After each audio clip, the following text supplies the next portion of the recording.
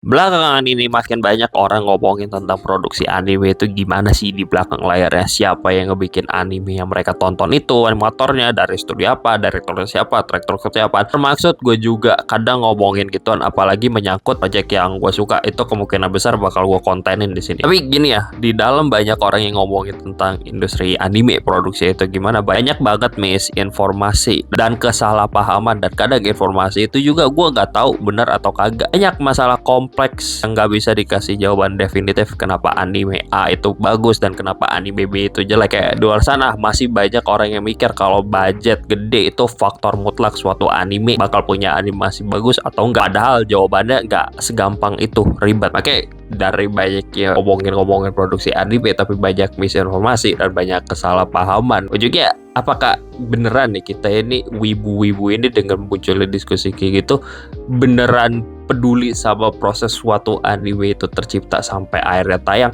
atau kita ini gak peduli sama proses anime itu tercipta dan cuma pengen tahu sekedar jadinya aja. Mungkin ini video rada aneh gitu dan rada mengkritik diri gue sendiri juga yang dulu-dulu juga sih, karena gue pernah di posisi gitu juga. Cuman kayak ya udahlah, konten gue suka-suka gue. Jadi dari hal yang gue alamin, dari apapun yang gue amati belakangan ini tentang produksi anime, diskusi-diskusi gitu, orang-orang ujungnya gue ngerasa gue nggak tahu apa-apa tentang produksi anime itu apa. Yang ironisnya gue adalah orang yang lumayan sering kontenin tentang produksi anime, staffnya gimana, studio gimana, atau apalah. Nah, yang gini yang pengen gue ngomongin karena yang bikin anime itu ribet-ribet dalam artian apa gue nggak tahu. Banyak banget faktor penentunya. Lu punya studio animasi bersama animator yang mereka rekrut, lu punya komite produksi anime yang handle distribusi tayang gimana, terus projectnya jadwalnya kayak gimana, atau apa. Habis kekumpul itu gue nggak tahu gimana jadwal produksinya, mulai kapan mereka garap project apaan, tayangnya kapan, itu gue nggak tahu. Tiap project pun berbeda cara produksinya, yang gue nggak tahu itu tergantung apaan gitu loh. Project A ini apaan gitu, kenapa bagus, kenapa project B hasilnya jelek, gue nggak tahu. Itu semua banyak banget faktor yang mempengaruhi kenapanya, dan gak pernah punya jawaban mutlak kenapa itu terjadi. Semakin lo cari tahu tentang industri ini semakin mendalam, kayak saking banyaknya faktor penentu gitu loh buat ngebikin suatu anime itu jadi tayang. Itu ya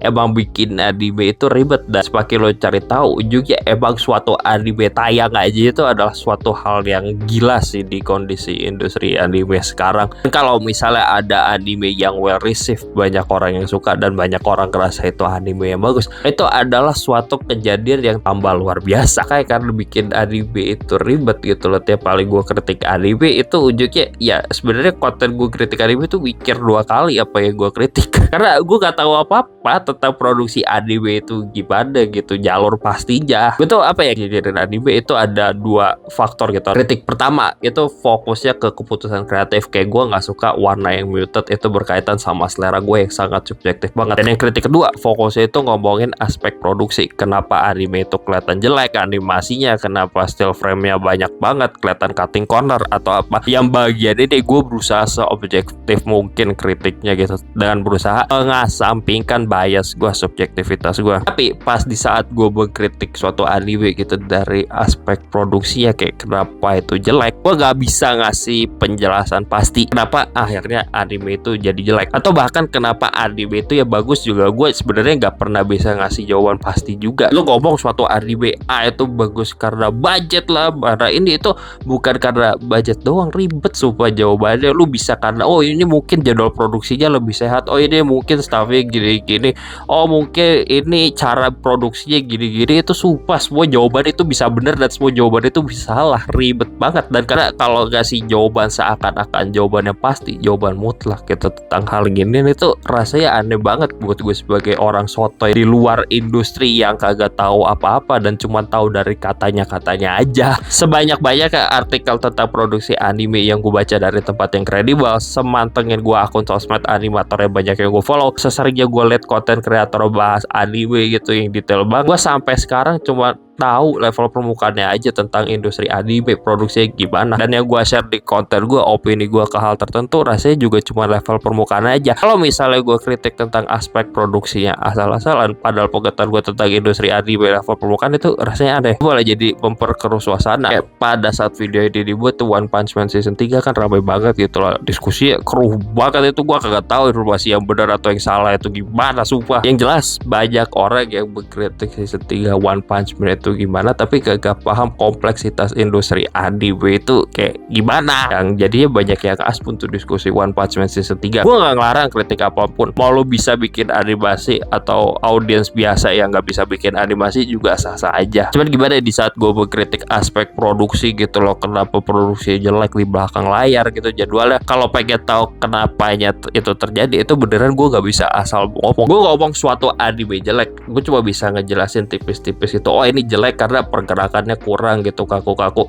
terus penempatan directing gini-gini, oh gitu loh. Tapi kalau misalnya lu tanya gue tentang produksi belakang layar, gue kagak berani jawab sumpah. Yang ujungnya gue ngomongin hal yang gue tahu aja. Makanya hal yang gue kontenin dan yang berani jawab dan jelasin detail banget cuman karena gue ngikutin banget segala hal yang berkaitan dengan proyek tersebut. Dan most of the time itu anime yang gue suka banget aja. Dan ini untuk mencegah diri gue sendiri sih, biar gak aspun pas kritik industri anime yang dalamnya ribet banget. Anyway, itu aja kali ya video aneh ini mungkin apa ya, video refleksi sekaligus kritik ke diri gue sendiri juga sih sebenarnya. Ini video mungkin kayak keresahan gue aja sih, dimana makin banyak orang ngomongin tentang industri anime gitu loh, tentang produksi di belakang layar gimana, tapi banyak yang kayak gak ngerti, gak ngikutin kompleksitas industri anime ini. Dalamnya banyak faktor-faktor penentu yang kagak ada jawaban pasti aja. Progresnya lagi-lagi gue pernah di posisi kayak gitu juga, kayak yang bilang tadi tuh budget-budgetan, gue pernah di posisi kayak gitu. Sekarang gue di titik di mana gue beneran mengkritisi industri anime dan rutin baca artikel atau video yang berkaitan tentang produksi anime senemu gue. Dan semakin dalam gue cari informasi tentang industri anime, gue ngerasa tetap gue gak tahu apapun tentang industri anime dengan segala ribetan di dalamnya. Gue cuma tahu apa yang gue tahu, dan kalau lo lebih tahu ya udah, emang mungkin lo lebih pintar dari gue aja deh. Gue sumpah gitu loh, lo kalau ngomongin industri anime terus gue baca komen, oh ini orang kayak lebih tahu dari gue santai aja. Mungkin gue lebay mikirin anime sampai segininya, padahal kan anime ya tinggal tonton. Tapi ya gue berusaha cari tahu dan peduli proses anime yang gue tonton itu gimana gitu, akhirnya bisa tayang. Maka dari itu juga gue balik lagi pertanyaan yang di awal tadi gue omongin di segmen pembuka. Kita ini wibu-wibu yang koar-koar gitu tentang aspek produksi gini, budget atau apa-apa. Jadi beneran peduli sama proses suatu anime itu bisa tayang sampai tayang